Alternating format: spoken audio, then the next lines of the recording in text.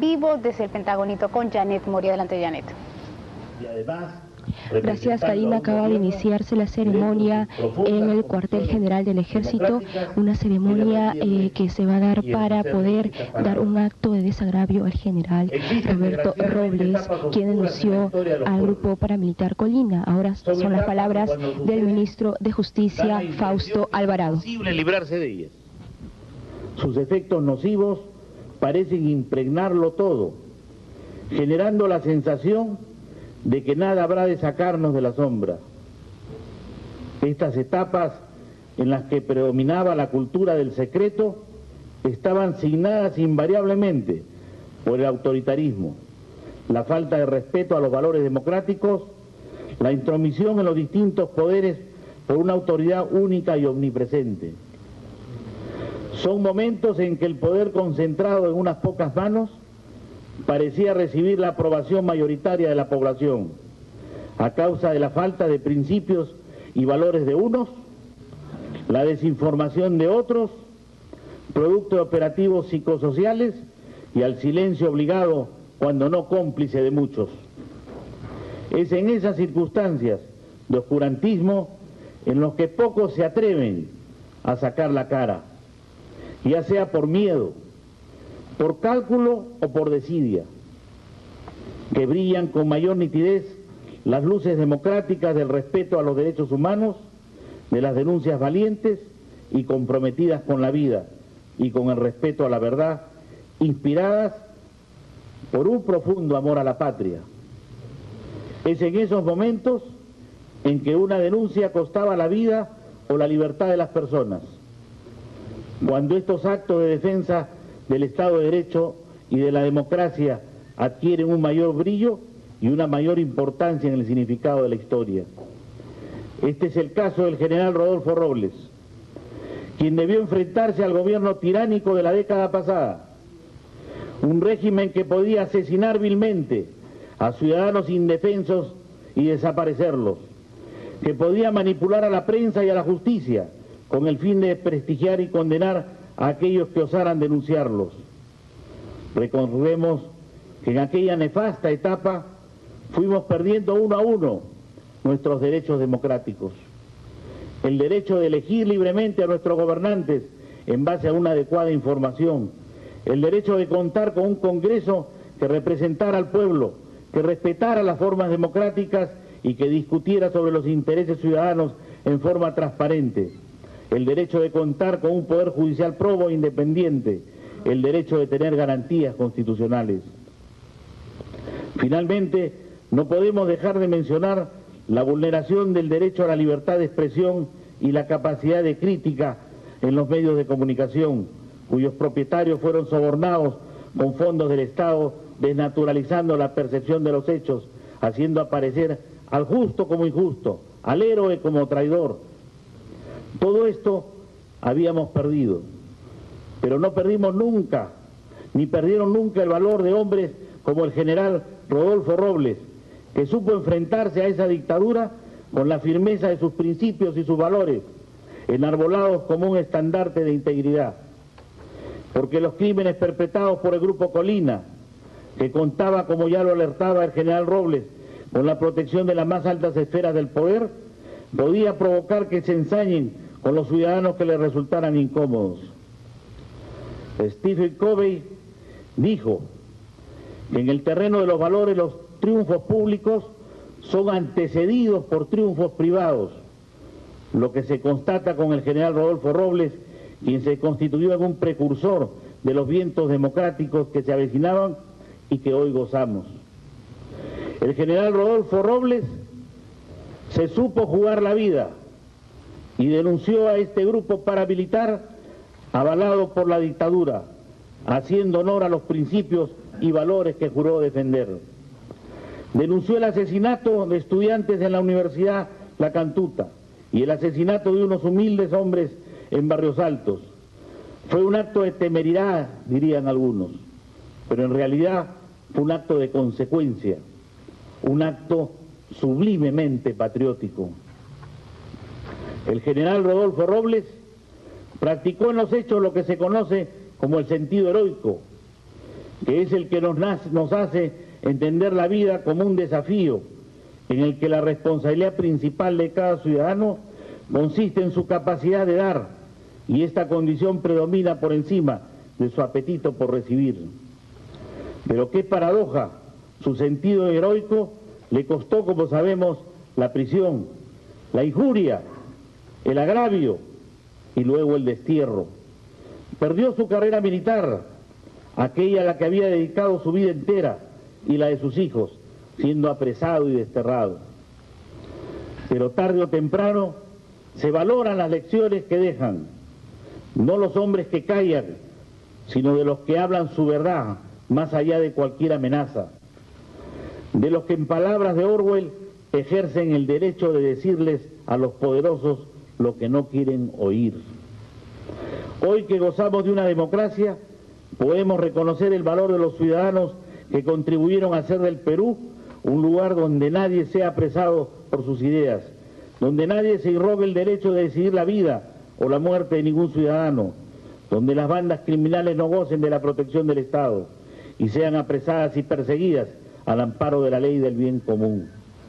Gracias a conductas heroicas como las del general Robles, podemos tener un país donde todos gocen de un juicio justo, en el que se respeten los derechos fundamentales del ser humano, principalmente el derecho a la vida y a la libertad.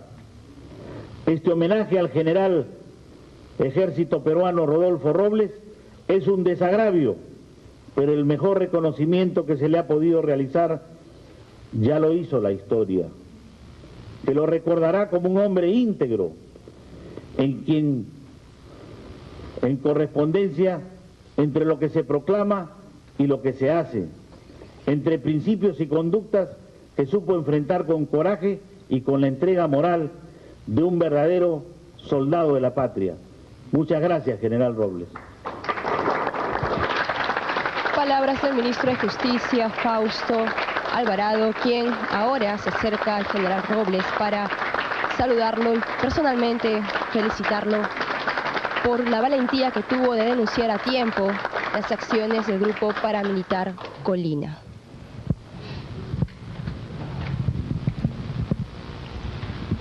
A continuación, palabras del señor general de división en situación de retiro, don Rodolfo Robles Espinosa.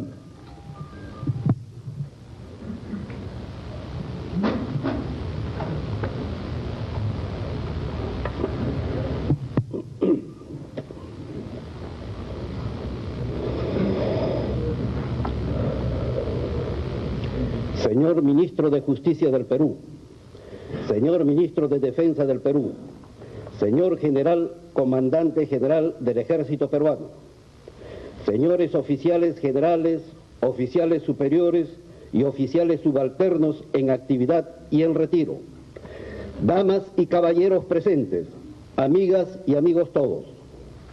En primer lugar, doy gracias a Dios por conservar a toda mi familia con vida, con honor y dignidad para ver llegar este momento. La emotiva ceremonia a la que hoy asistimos refuerza la piedra fundamental de nuestra profunda fe religiosa. No se mueve la hoja del árbol sin la voluntad de Dios. En segundo lugar, agradezco al gobierno democrático del doctor Alejandro Toledo, a sus actuales ministros de Justicia y Defensa, doctores Fausto Alvarado y Aurelio Loret de Mola, así como a su reciente y eficaz ministro de Defensa, doctor Alberto Otárola, por materializar al fin el cumplimiento de la primera de las recomendaciones de la Comisión Interamericana de Derechos Humanos sobre el caso del general Robles, que desde 1998 indica adoptar todas las medidas necesarias de reparación a fin de restablecer su honor y reputación, dañados por la campaña de persecución, acoso y amenazas sostenidas por el Estado en la década de la autocracia vergonzante. Con este evento, el Poder Ejecutivo no solamente honra compromisos del Estado peruano, sino que también relieva la importancia que le da a los derechos fundamentales del ser humano, tanto las referidas a la protección de la vida, integridad física y de la libertad, sino también es trascendente el derecho a la honra, a la reputación, al respeto y a la dignidad que nos merecemos como personas. He aquí la esencia de esta lucha. Por eso aceptamos con satisfacción, devoción y humildad este desagravio por las humillaciones públicas recibidas. Agradezco al señor Comandante General del Ejército, al alto mando, a los generales, oficiales superiores y subalternos presentes por conferirle solemnidad y emotividad indelebles a este acto, porque en el fondo sabemos como compañeros de armas que se restituye a los agraviados un derecho muy preciado para todo soldado, el honor militar. Mi especial agradecimiento a la Asociación Pro Derechos Humanos, APRODE, y a la Coordinadora Nacional de Derechos Humanos, particularmente al doctor Francisco Soberón Garrido y a todo su personal, por su humanitaria y ejemplar labor en defensa de los peruanos víctimas del abuso del poder, sin cuyo apoyo material y espiritual no habríamos podido recuperar nuestros derechos conculcados. Igualmente, elevo mi gratitud al CEGIL, a su directora Viviana Cristisevec y a la doctora María Clara Galvis, aquí presente como abogada nuestra, por su abnegada y admirable acción hasta lograr justicia en este caso. Por intermedio de CEGIL, hago llegar mi reconocimiento a la Comisión Interamericana de Derechos Humanos. No puedo dejar de reconocer el aliento recibido de los medios de comunicación independientes, de valerosos periodistas, honestos políticos, líderes de opinión y personalidades, amigos y amigas, muchas de ellas hoy nos acompañan, que enarbolaron la bandera de la resistencia a la corrupta dictadura del triunvirato traidor a la patria en la década del oprobio. Nos impulsaron desde el mismo día de la denuncia a perseverar en esta singular batalla que entablamos solo con las armas de la razón y la verdad, con la convicción de todo soldado que reza los versos del Salmo 91 para entrar en combate. No temerás el terror nocturno, ni saeta que vuele de día, ni peste que avance en las tinieblas, ni plaga que azota a pleno sol. Caerán a tu lado 1000 y 10.000 a tu diestra, mas a ti no llegará. En fin, con especial ternura expreso mi gratitud eterna a mi esposa, a mis hijos, a mi familia, por haber creído en mí, por haberme ayudado, por el soporte y fuerza espiritual que afloramos para remontar las duras pruebas que nos tocó vivir. A mi esposa Nelly Montoya, mi compañera de siempre, todo el amor, respeto y admiración que se merece por haber mantenido unida a la familia y fortalecernos con voluntad y dignidad, sin sucumbir ni claudicar a las prebendas ni al miedo, enseñándonos y alimentando nuestra aceptación cristiana de los extraños caminos del Ser Supremo. A mi hijo Jaime Robles Montoya, por su nobleza y desprendimiento al renunciar a la construcción de su futuro para dedicar todos sus esfuerzos a la sobrevivencia y la unidad familiar durante el duro destierro después de la denuncia.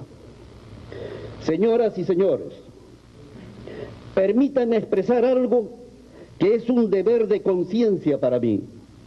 Este desagravio debo compartirlo moralmente con dos oficiales subalternos, el capitán en retiro José Robles Montoya y el teniente en retiro Rodolfo Felipe Robles Montoya, quienes perdieron la carrera de sus sueños, su temprana vocación, su brillante futuro profesional, labrado con mucho esfuerzo, que sufrieron estoicamente y en iguales condiciones a quien les habla el hostigamiento y los agravios por identificarse a conciencia con una causa superior a los intereses personales, por llevar en sus venas principios heredados de la tradición militar familiar e incrementados hasta lo sublime en las aulas y campos de entrenamiento de nuestra Escuela Militar de Chorrillos. Esta solemne ceremonia reúne así mucho de grandeza y justicia, pero tiene algo de ironía.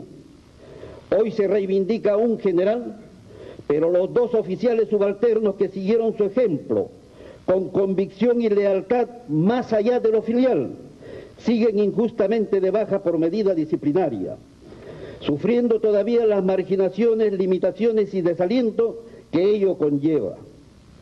Es lógico pensar que por equidad y justicia, habiendo soportado también el mismo acoso y perjuicio del Estado, deberían recibir en forma similar la restitución de sus derechos, pues es justo reconocer que el sacrificio de estos dos jóvenes oficiales se traduce en última instancia en la entrega consciente de sus proyectos de vida por salvaguardar en el ejército, en nuestro ejército, el honor militar, motivación que desde un inicio siempre guió nuestra lucha principista.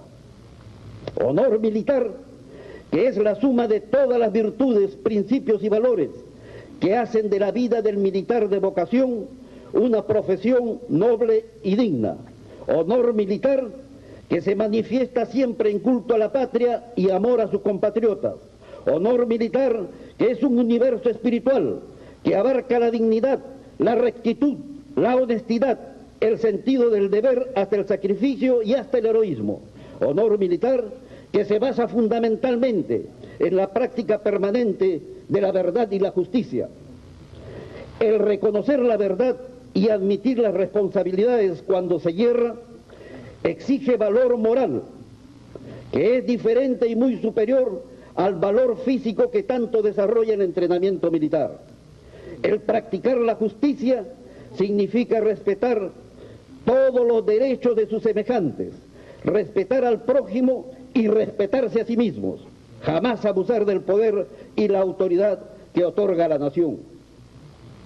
El general MacArthur les decía a sus cadetes en un discurso sobre el honor, el deber y la patria lo siguiente: acostumbrados y entrenados para estar cerca de la idea de la muerte y para utilizar herramientas terroríficas para dar muerte, cuando las usa soslayando los límites del honor, el militar se convierte en un vulgar criminal. Fin de cita. Hoy sabemos, después de los infames asesinatos de Barrios Altos y La Cantuta, cometidos por cafres uniformados, ejecutantes y autores intelectuales que nos llenan de vergüenza, que los crímenes no desaparecen enterrándolos, el alma de las víctimas lo sobrevive. Al militar de vocación se le subleva el espíritu a la sola idea del deshonor militar, pues esto implica cobardía. Cobardía que se manifiesta en el silencio cómplice para encubrir hechos delictivos y vergonzosos. Cobardía que se disfraza de disciplina cuando se cumplen órdenes delictuosas, inmorales, ilegales o ignominiosas a las cuales no está obligado ningún militar. Cobardía que se confunde con el código de omertá cuando se prostituye el espíritu de cuerpo y la camaradería al apoyar o silenciar delitos. Cobardía que es más ruin cuando este silencio tiene su precio, su tácita aceptación de alguna prebenda, un cargo gratificante, un ascenso inmerecido o un peldaño oportunista en el escalafón militar. En este sentido, la institución militar debe tener mucho cuidado para no mantener en sus filas o acoger nuevamente en su seno a los acomodaticios que callaron y medraron en la década nefasta y oprobiosa. Estos especímenes oportunistas, como las serpientes, tienen una gran adaptación, movilidad y mimetismo. Cambian de lugar, mutan de pellejos, pero no cambian de costumbres. Por esto, debo traer aquí el recuerdo de los valerosos oficiales que durante este ignominioso periodo se alzaron con dignidad y coraje por el honor de nuestro ejército, en nombre de la mayoría de nuestros oficiales que no estuvieron comprometidos con la desvergüenza, pero que hoy sufren señalamientos y generalizaciones institucionales injustas. Son los del movimiento 13 de noviembre, así como los oficiales y personal auxiliar que denunciaron violaciones de derechos humanos, la corrupción y el cáncer del narcotráfico en nuestras filas, y los que de una u otra manera resistieron y rechazaron el poder corruptor y la inmoralidad de la mafiocracia del fujimontesinismo, quienes sufrieron destituciones, carcelería o destierro. A pesar que un aguerrido legislador de reconocida vocación democrática en su proyecto de ley de resarcimiento lo llamó defensores del Estado de Derecho y verdaderos héroes cívicos del país, casi todos ellos aún siguen sufriendo injustas situaciones de marginación e incomprensión. Permítanme traer unas reflexiones que suscita una fábula, quizás la más corta de la literatura mundial, obra del genial guatemalteco Augusto Monterroso, titulada La oveja negra. Dice así: en un lejano país existió hace muchos años una oveja negra. Fue fusilada. Un siglo después, el rebaño arrepentido le levantó una estatua ecuestre que quedó muy bien en el parque.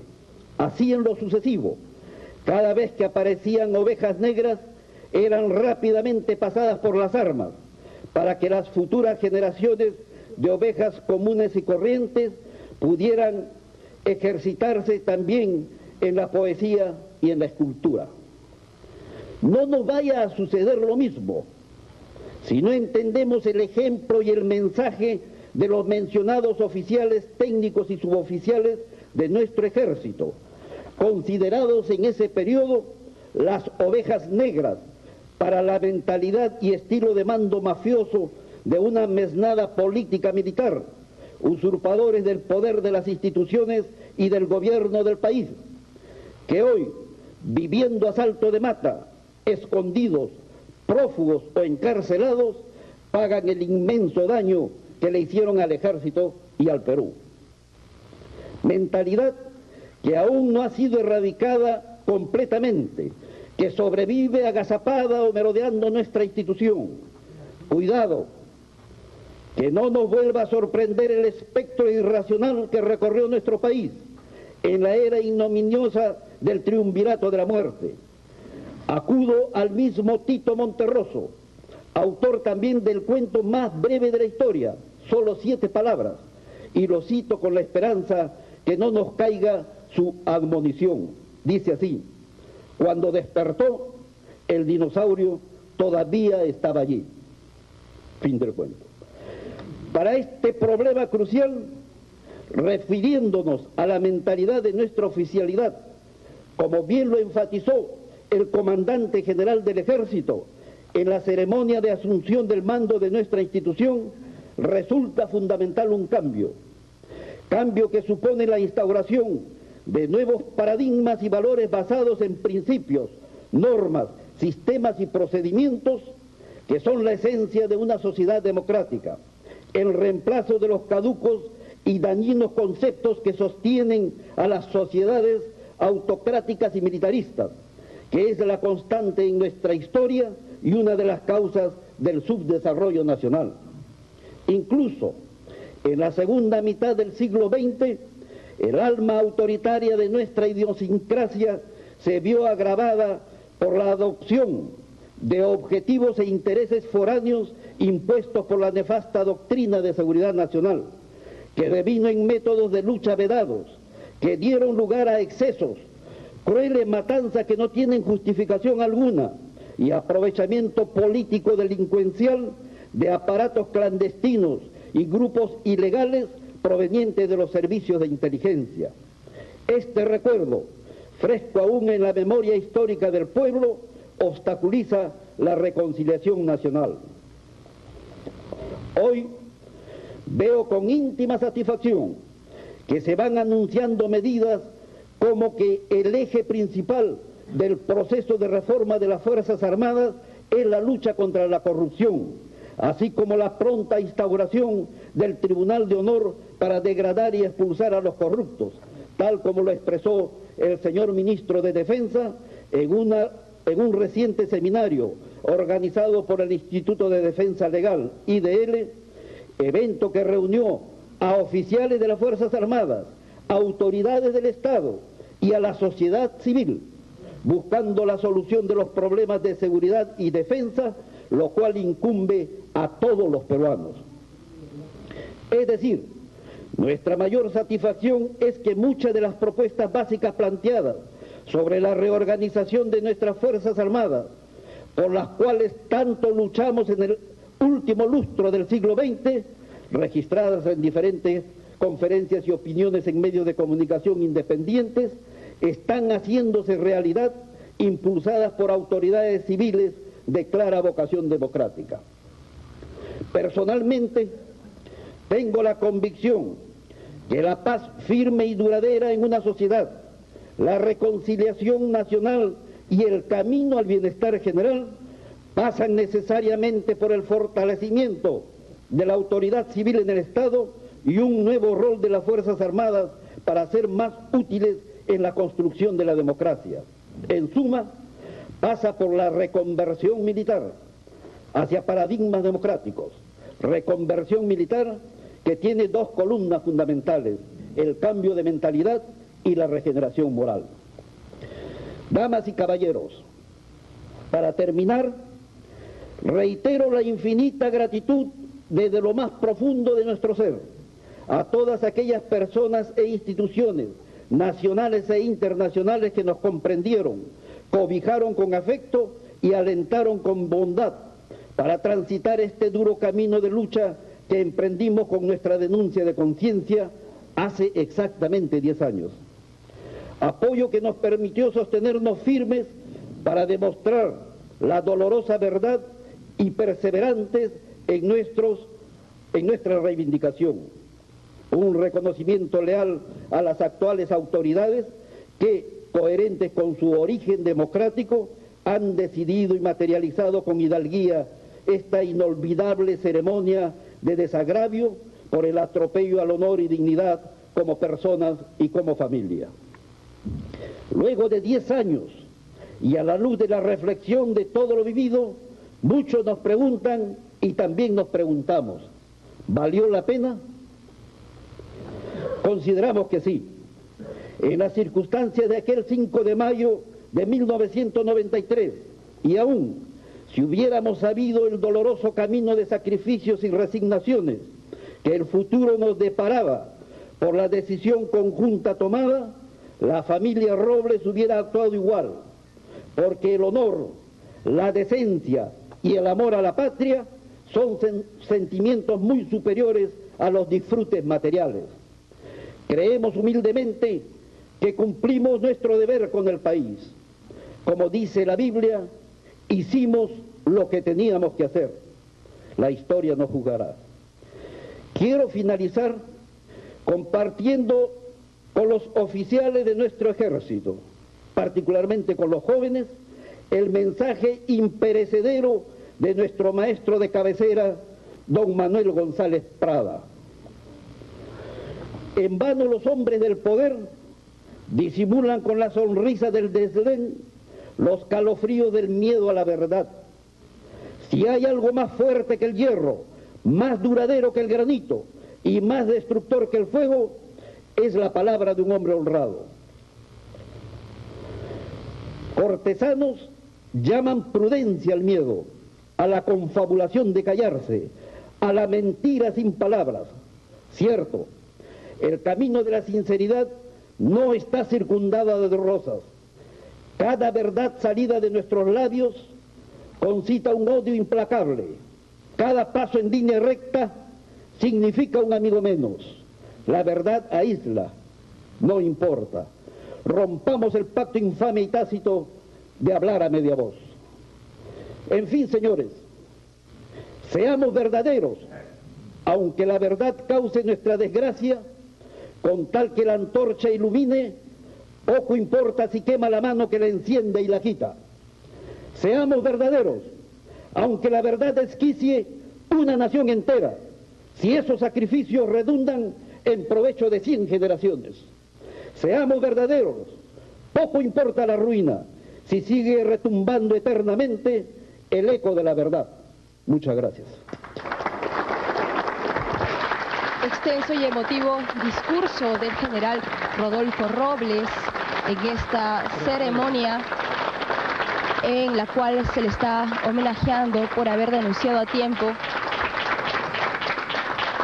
los actos del grupo paramilitar Colina, así como los hechos que sucedieron en La Cantuta y en Barrios Altos.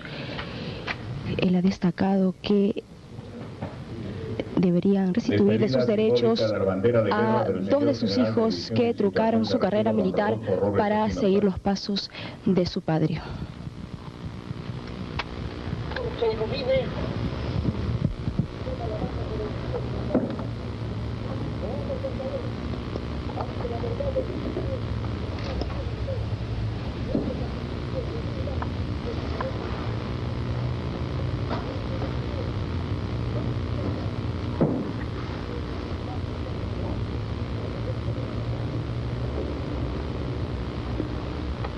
Con el saludo correspondiente al señor general de división en situación de retiro, don Rodolfo Robles Espinosa, se da por finalizada la presente ceremonia.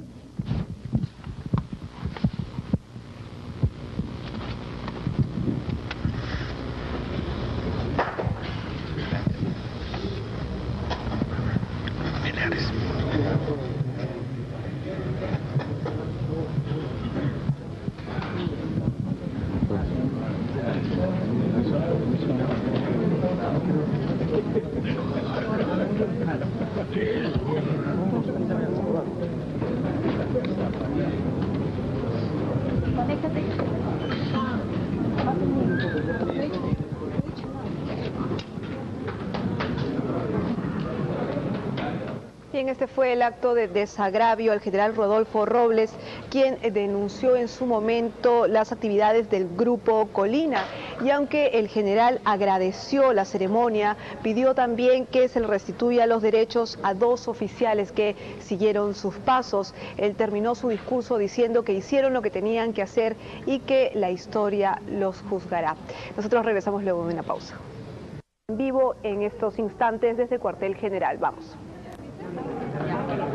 Estamos con el general Rodolfo Robles, que nos va a decir sus apreciaciones sobre esta ceremonia que le han realizado acá en el cuartel general del Ejército. ¿Cuáles son sus impresiones?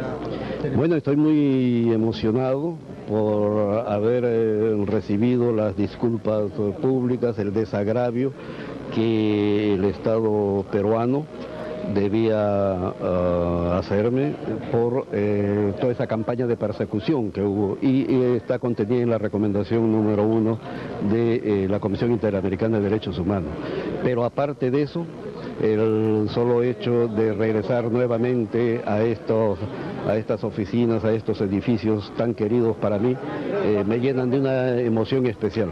Encuentro en mis camaradas de armas, en las autoridades del Estado acá presentes, una acogida que siempre la extrañé.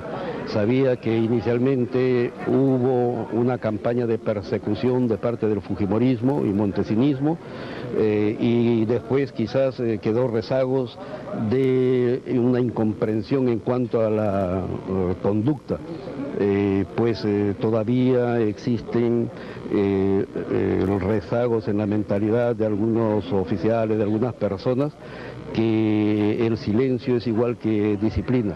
Yo creo que es prácticamente el código de omertá, o sea, el silencio de los criminales cuando se tapa actos delincuenciales. ¿Qué rezagos usted está mencionando ahora, que ahora se están suscitando, ¿no?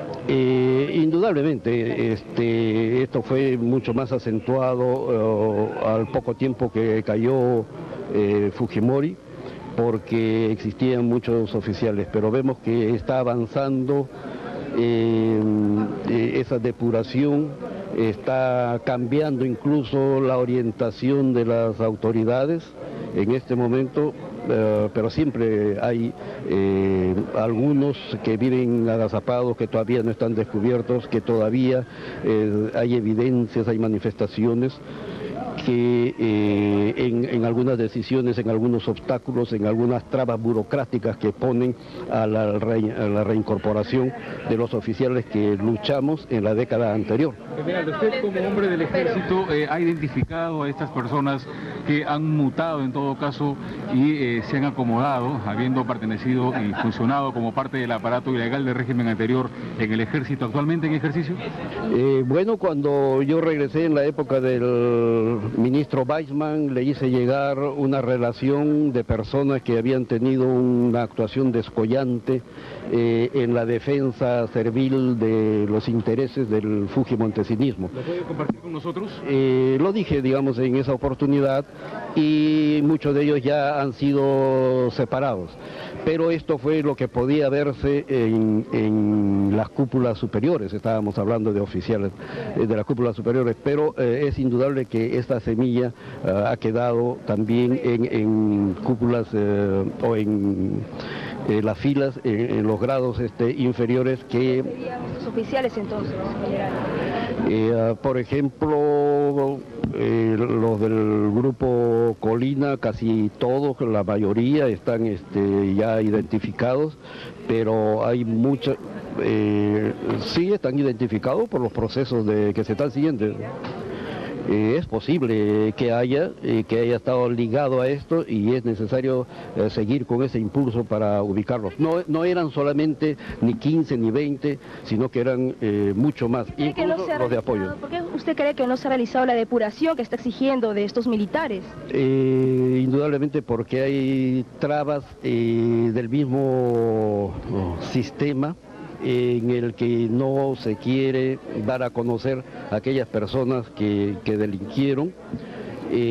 Muchas veces, por casualidad o no, caen en sus propias manos las opiniones o las investigaciones que deberían hacer, entonces son distorsionadas, pero creo que se debería hacer una comisión muy especializada, muy específica, para que vaya estudiando, analizando los legajos de todos los que participaron dentro de los sistemas de inteligencia en los primeros años del fujimorismo. ¿Tendría ánimo actualmente para ayudar en esta tarea que usted reclama de necesaria limpieza dentro de la institución del ejército, si se lo piden?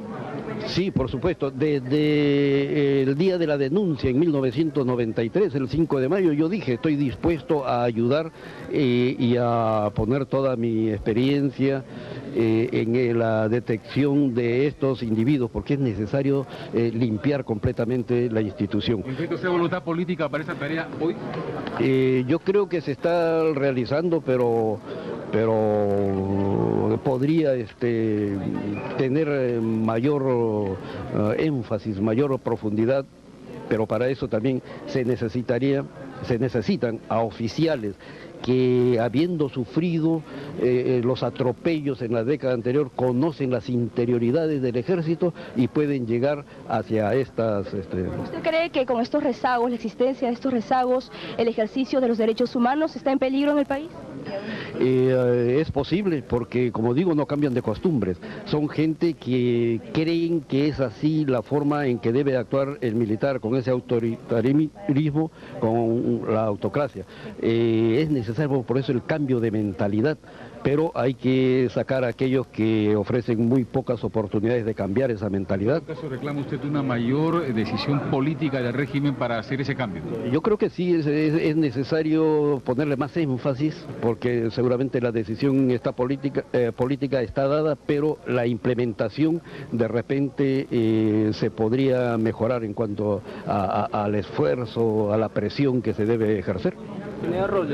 Muchas gracias. Palabras del general Rodolfo Robles al término de la ceremonia realizada en el cuartel general del Ejército, en donde se le dio un homenaje por actuar valientemente, denunciando a tiempo las acciones de violencia que se realizaron en 1992 con los hechos que sucedieron en La Cantuta y en Barrio Santos. Adelante con ustedes en los estudios.